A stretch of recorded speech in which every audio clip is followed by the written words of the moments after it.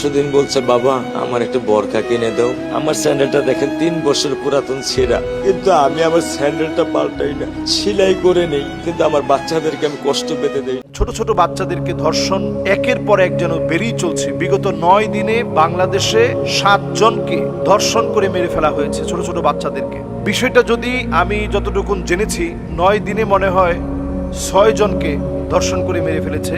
এবং আমরা দেখতে পাচ্ছি যে ইদানিং অনেক প্রতিষ্ঠানে এই জাতীয় ঘটনা ঘটছে। একেবারে শরীয়তের বক্তব্য ছাড়া, শারঈ বিচার ছাড়া এটা বন্ধ করা সুশীল সমাজ কারো পক্ষে সম্ভব না।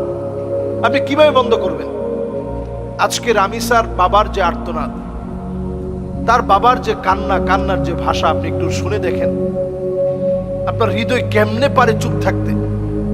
তার বাপ বলতেছে, রামিসার বাপ, যে আমি 3 বছর ধরে আমার জুতা কিনি না, ছিঁড়ে গেলে সেলাই করে ওইটাই পরি, কিন্তু আমার মেয়েটা চেয়েছে আব্বা আমার একটা বোরকা এনে দাও, আমি বোরকাটা এনে দিয়েছি। আমার মেয়েটা চেয়েছে আব্বা আমি লিচু খাবো, আমি লিচুটা 1 মিনিট দেরি করি নাই, দৌড়ায় গেছি লিচু আনার জন্য। আসলে প্রত্যেক বাপ রামিসার বাবার মতোই হয়। বাবা মার কাছে সন্তান কখনো বোঝা হয় না। বাপ মা গরিব হোক আর ধনী হোক,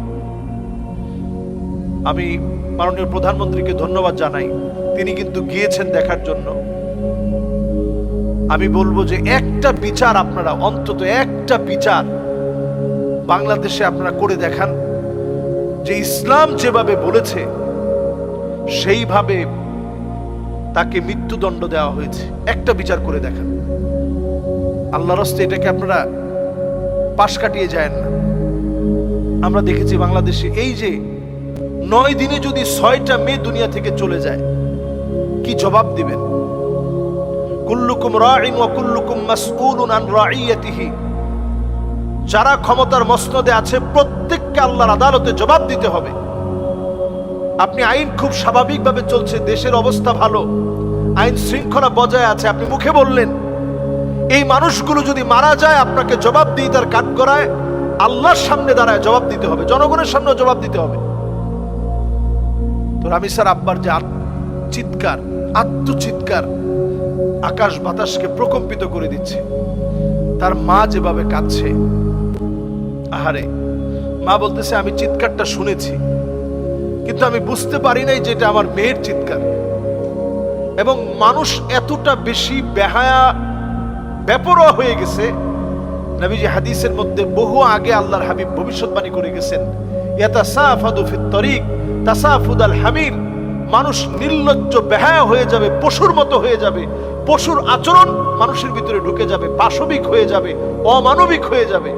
আপনি চিন্তা করেন, তার ঘরেও বাচ্চা আছে, তার ঘরেও সন্তান থাকার পরে এই সন্তানটাকে, ছোট বাচ্চাটাকে, একটা 8 বছরের মাসুম বাচ্চাকে টেনে হিঁচড়ে নিয়ে গিয়ে তাকে যৌন হয়রানি করে সে যখন জ্ঞান হারিয়ে ফেলেছে, পাপিষ্ট মনে করছে সে মারা গেছে।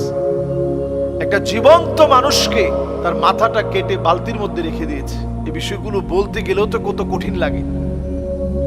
বাপ একটা বারের জন্য তাকায় সেই দৃশ্য দেখতে পারতেছে না। আমরা সেই দৃশ্যের দিকে তাকাতে পারছি না। একটা বার বাংলাদেশে আল্লাহর শরিয়া আইন কায়েম করেন। অন্য কোন আইন দিয়ে বিচার করলে তেমন কোনো বিচার আসলে হচ্ছে না বাংলাদেশ। মানুষের ভিতরে পরিবর্তন আসছে না।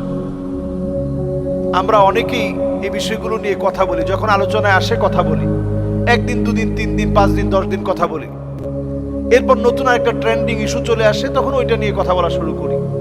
এই বিষয়টা ধামাচাপা পড়ে যায়। আমরা এখন যে দৃশ্যগুলো দেখতে পাচ্ছি, শুধুমাত্র মাদ্রাসায় বলবো না, যে অনৈতিক কর্মকাণ্ড যেখানেই ঘটবে, সমকামিতা যদি কোনো শিক্ষক দ্বারা যদি ঘটে থাকে, আপনি তার শাস্তি হচ্ছে মৃত্যুদণ্ড। ইসলাম তার শাস্তি মৃত্যুদণ্ড নিশ্চিত করেছে। পাহাড় থেকে ফেলে দিয়ে, ইমামদের বিভিন্ন বক্তব্য রয়েছে, পাহাড় থেকে ফেলে দিয়ে আগুনে পুড়িয়ে অথবা সমুদ্রের এমন স্থানে নিয়ে ছেড়ে দেওয়া যেখান থেকে ফিরে আসার কোনো সম্ভাবনা নাই, এত ভয়ঙ্করভাবে শাস্তি নিশ্চিত করার কথা বলা হয়েছে।